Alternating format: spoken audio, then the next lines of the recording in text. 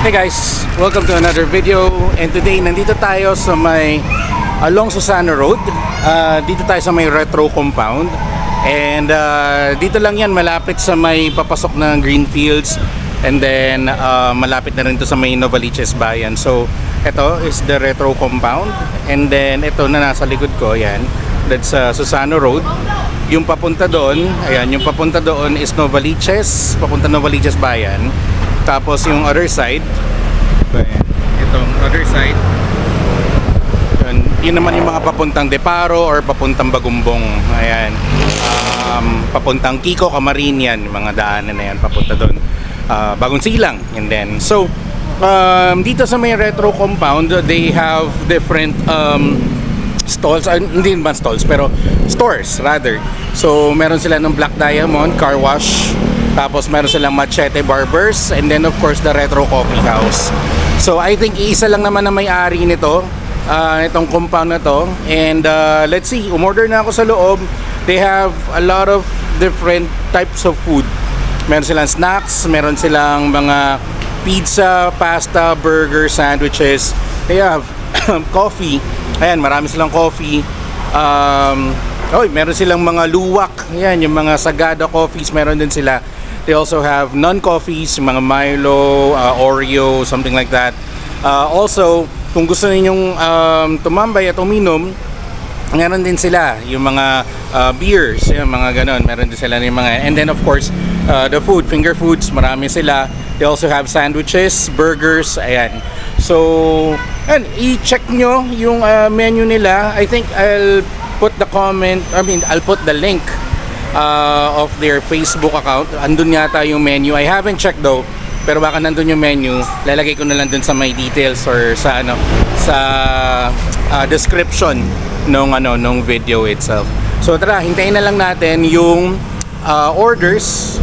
Eto, habang hinintay na yung orders, pakita ko muna yung loob. Pero dito tayo sa labas mag-i-stay. Medyo nagsa-sound trip sila ng 70s, 80s na mga songs. So tsaka sobrang tahimik din sa loob actually. Sarap tumambay. So wag na natin silang guluhin. Dito na lang tayo sa labas mag-vlog. So ayun, pakita ko muna sa inyo kung ano yung itsura ng loob.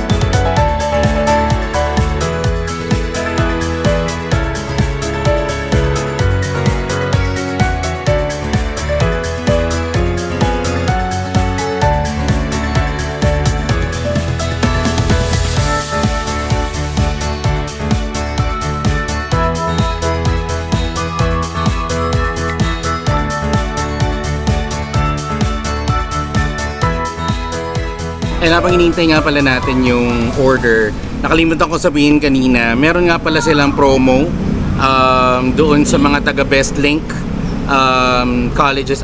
Bestlink colleges ba yun? I'm not sure, pero yung school dito sa may Novaliches na Bestlink. So if you are an alumni, siguro kung may dala, kung nasa inyo pa rin yung ID ninyo, pakita nyo na lang na alumni kayo sa ng Bestlink, and I think you'll get like 15% off, no? 15% discount, and then for the students you get about, if I'm not mistaken, about 20% discount. So ayun, no, kung sakaling tatambay lang naman kayo, no, dito na lang kayo, lalo na kung taga Bestlink kayo. Might as well enjoy itong area na to. Actually sobrang ganda dun sa loob, nakakatuwa. Mas na-appreciate siguro namin itong mga kaedad ko, yung mga batang 90s, 80s, yan, mga yan. Mas na-appreciate namin kasi old school retro, kaya nga Retro Coffee Coffee House yung pangalan nitong coffee shop nila eh. Kaya yung mga gamit sa loob pang retro talaga. So ayun, and kung taga dito ka lang, malapit ka lang dito sa may Novaliches area, Greenfields, ano pa ba, dito sa may bandang Susano, along Susano Road lang naman to. Hanapin ninyo Retro Coffee House. Ilagay ko dito yung Google Maps nila. Lagay ko dito para at least makita natin kung ano yung pwede nyong i-search kapag pupunta kayo dito. O nga pala, for parking, and pakita natin yung parking, no? So, dito tayo nakapark, and sa may harap, pwede kayo dito mag-park, pwede rin dito. Pero ang problem naman doon kapag dito kayo nag-park, kasi pwede kasing daanan ng mga sasakyan yon. By the way, ayun, yung dulong yon, yun yung sa Black Diamond. So may ginagawa lang daw, and as per dun sa may-ari yata yung kanina nakausap ko, they will resume operations by next week. Hopefully next week. Kung hindi man next week, next week. Ayan. Pero ayun, pwede kayong mag-park dito. Meron din parking dun sa may bandang likod. And then sa mga motor, ayan, definitely dito marami rin parking yan. Machetes Barbers, ayun. Saan na siya? Ayun, Machetes Barbers, ayan. So habang nagpapa-car wash kayo or nagpapa-detail kayo ng sasakyan ninyo, marami kayong pwedeng gawin dito. Actually, pwede kayong tumambay dito sa coffee shop, pwede kayong magpagupit, or pwedeng, alam niyo yun, may mga kainan din pala dito sa may area. So pwede rin yun habang hinihintay ninyo matapos yung mga service na pinapagawa nyo sa mga sasakyan ninyo. Hey guys, ito, habang hinihintay kayo yung food, ito, check natin yung Machetes Barbers din na yan. Nandito. So ito pala yung nila, yung services. Ayan. Pwede rin sa loob, na. Sige, ayan, pasukin natin. Sayang nga kapag gupit ko palang parang 1 week ago yata or 2 weeks. Ang galing. Ayan.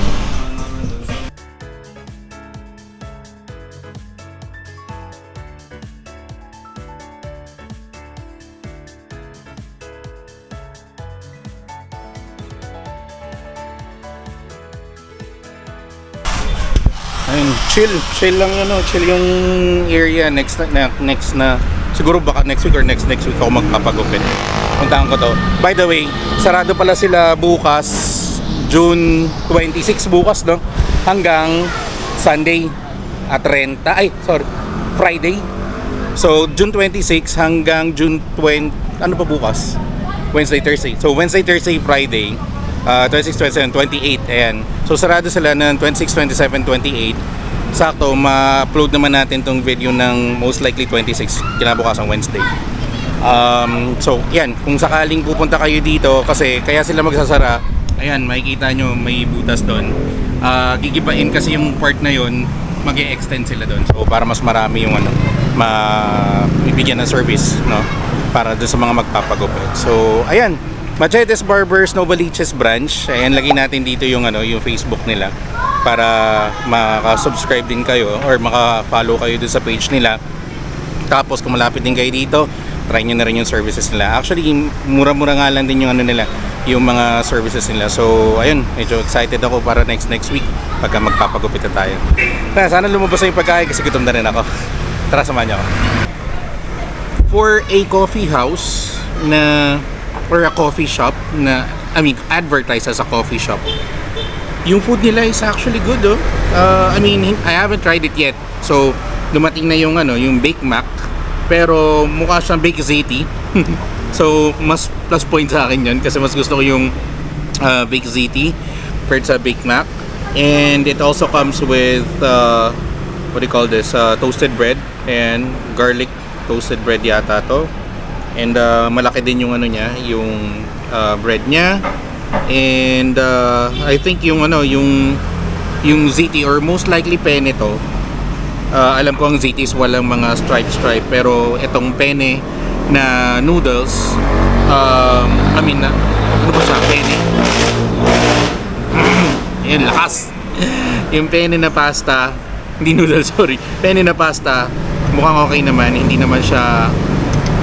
siya what do you call this, hindi siya overcooked. Ayun. So ayan, nga pala, ayan, dumating na yung yung pizza. Alright, thank you. Alright, dumating na rin si pizza. This is tawag nito, Aloha Pizza, if I'm not mistaken. And meron siyang black olives, of course, you have the pineapple, have the bell pepper, and then the ham. Yan. Okay, so nandito na lahat ng orders natin. So we have the pasta, big ziti or big penne in a sense kasi penne style yung niya, yung pasta niya. And we also have the pizza. By the way, nga pala clarification lang dun sa mga nag-expect ng pizza or order ng pizza. This is a tortilla pizza. So meaning they're using a tortilla na tortilla. Ayun yung ginagamit nila as the crust nung yung pizza. Kaya manipis na manipis talaga. Alright? So, sige, since hawak na rin natin yung pizza, let's try it out. Cheers!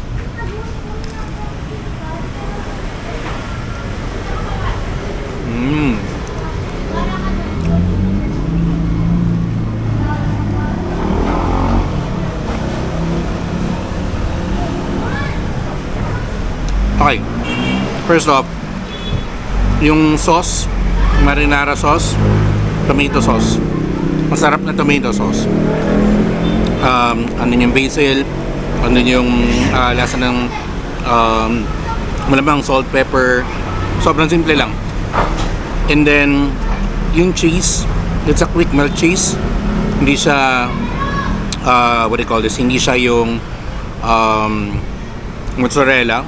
Ayan. Pero I think there's also a cheddar cheese dito, most likely. And then, it also has yung black olives. Masarap yung black olives. Ham. And then, of course, the bell peppers as well. So, all in all, this is good. By the way, yung price pala ng pizza is $195. I think this is good for 2 to 3 kung for sharing siya. Right? Pizza's good. Next, ito muna. Itong binom. Try natin. Four Seasons.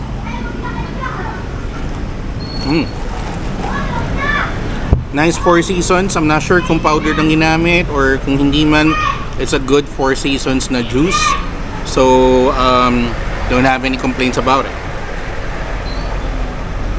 Next, pasta. Cheers.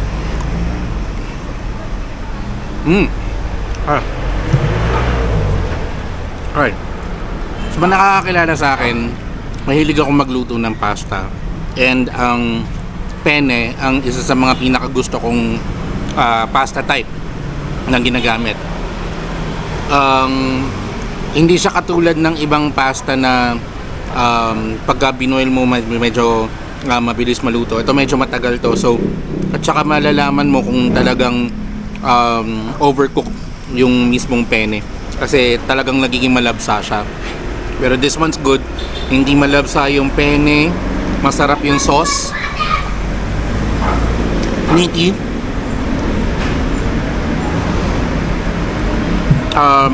Sa tomato, okay naman. Hindi siya overpowering. Siguro kung ako lang, siguro mas more meaty pa siguro, pero everything's good. This is actually good. Let's try the toast naman. Malambot yung toast. Sorry. Malambot yung toast, masarap. It's a garlic bread. And hindi siya overly toasted. Kasi yung iba, 'di ba, merong mga pagka kinain mo, sobrang tigas na. Tapos ang nangyayari, pagka lumamig ng kaunti, ang hirap ng kainin, talagang makikipaglaban ka na. Ito malambot. Pero may crunch dun sa may outer part. So it's properly toasted as well.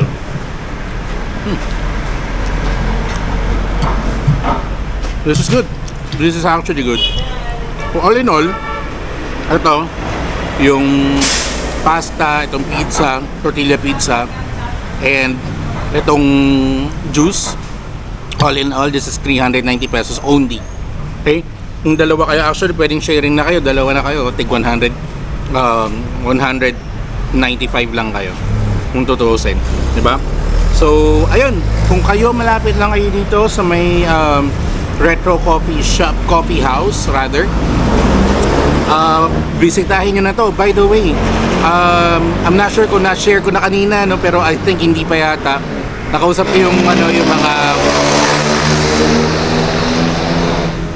Nakausap ko sila kuya habang naghihintay dito, and they said na meron palang tumutugtog dito every Saturdays and Sundays, and I think kapag weekends umabot sila ng 1 AM, so either 12 midnight or 1 AM. And yun lang, maraming parking din. So kung gusto nyo tatambayan on a Saturday night, hindi nyo, kung taga dito lang kayo malapit, hindi nyo kailangan pumunta sa Timog, hindi nyo kailangan pumunta sa Tomas Morato para lang tumambay with your friends, na makakakuha kayo ng napakaganda na vibes, kumbaga. Kasi sobrang okay dito. They have this alfresco para doon sa mga nagyoyosi. They also have yung dun dine-in sa loob para dun sa mga non-smokers or ayaw lang talaga ng mga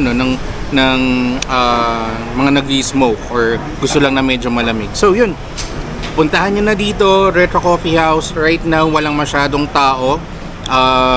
Pagka medyo maulan daw, walang masyadong tao, pero again, this is worth to come by. And kung gusto nyo kumbaga yung naghanap lang kayo ng peace of mind, gusto nyo lang talaga ng place na pagtatambayan, this is a very very good place. Alright, so kakain muna ako, balikan ko kayo later. Tapusin ko muna itong pagkain at gutom na rin talaga ako.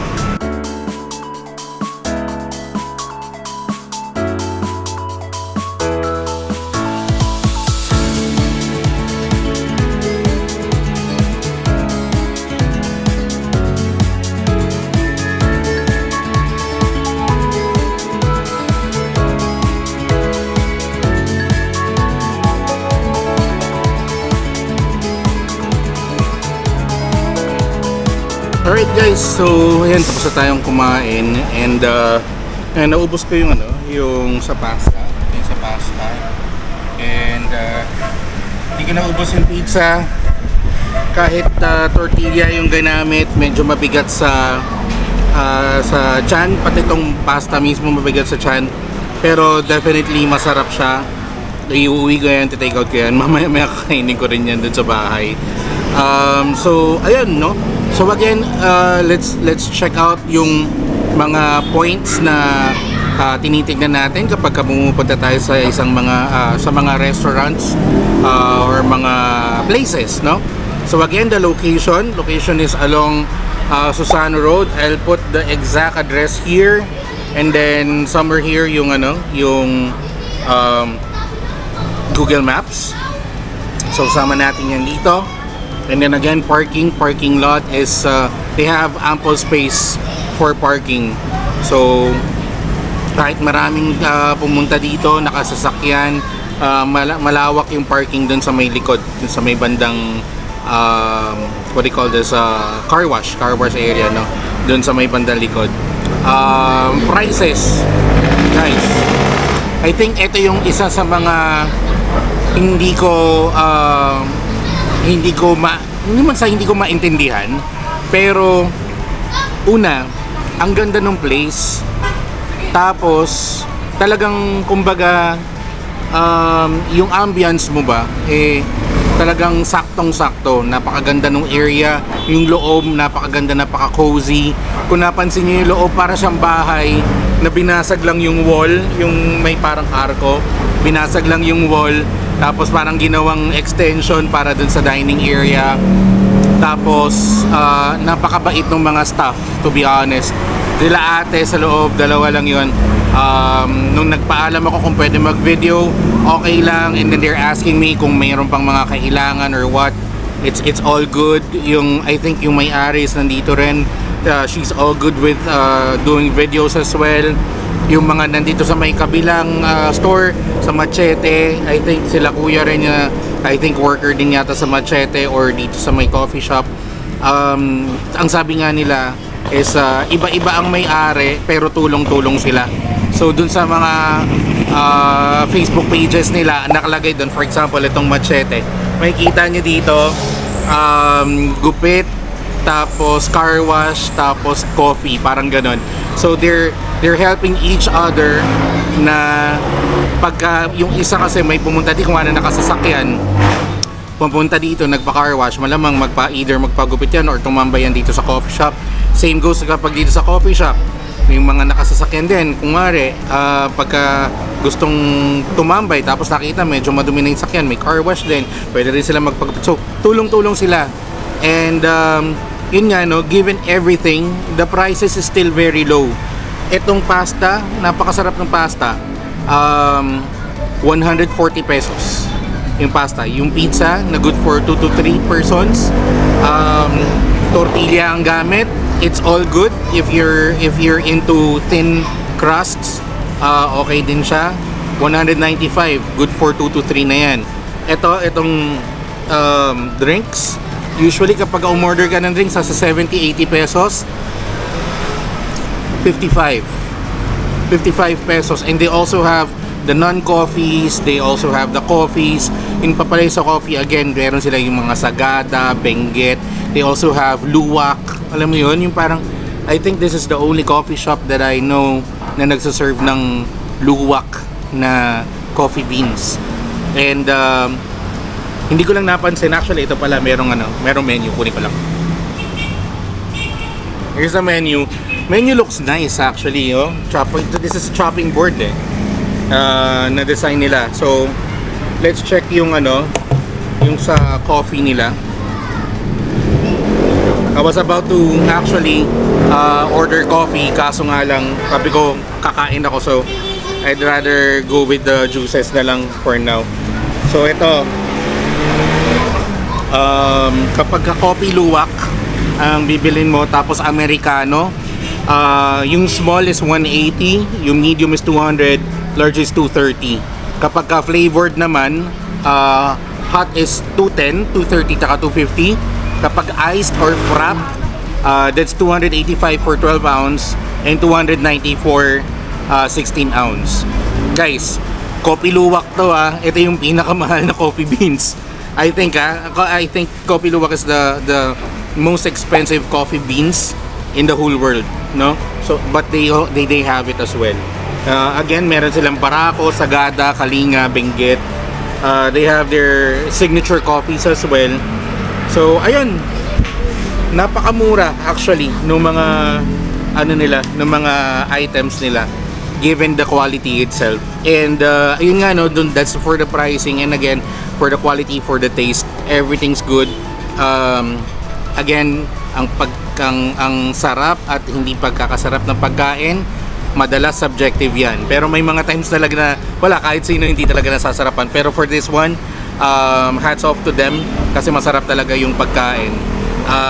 Hindi lang basta considering the price point, no? Kasi minsan kino-consider ko yung price point kung gaano kataas yung rating na ibibigay ko. Pero this one, regardless of the price point, this is actually good. Alright? And for the total experience, again, for the whole retro compound, meron kang pagupitan, meron kang car wash, meron kang events place. Yun pala, meron pa pala sila mga events. So, check nyo na lang sa Facebook nila. You also have a coffee shop. And then, ang pinaka-kicker nun, kapag Best Link alumni ka or Best Link student ka, you get 15% for alumni and 20% discount for students, no? So meron sila yan na nakalagay dyan sa harap na yan. So for the total experience, I think for this one, kahit na hindi nila ako nilabasan ng electric fan dito kasi ako lang naman mag-isa dito sa sa Alfresco area, malamig pa rin siya. Pumunta ako dito around 4:30, 5 o'clock, mga ganon. And hindi na ganun kainit, kaya hindi na rin talaga kailangan ng electric fan. Overall experience, this is gonna be a 9.8 out of 10 for me. So, ayun guys, kung again, hindi ako mapapagod na i-promote tong area to kasi this is the first time na nagpunta ako dito. Ako lang mag-isa, si Amy kasi medyo masama pakiramdam so hindi ako nasamahan. Pero we will go back here definitely. Most likely this coming weekend. Hindi pa namin alam. Pero gusto rin namin makita yung tumutugtog kasi nga Saturdays and Sundays meron silang performer dun sa loob. So given na retro to, most likely retro din yung yung genre na tutugtugin nila. Alright, so ayun, so this is for Retro Coffee House.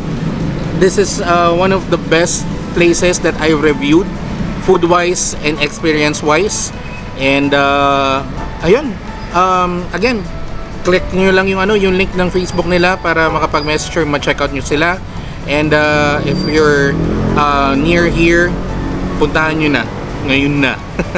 Alright, so again, if you're not yet subscribed to this channel, please click on the subscribe button, click on the notification bell para updated kayo sa mga videos natin. Follow nyo na rin ako sa aking Facebook channel, that's Jason Stacy Voyage as well, para updated din kayo kung saan kami pupunta or baka meron kayong mga areas or mga restaurants na gusto nyo naming puntahan at review katulad nito sa Retro Coffee House. Alright, so again, this is Jason. Thank you for watching another video and see you in the next one. Peace out. Deuces.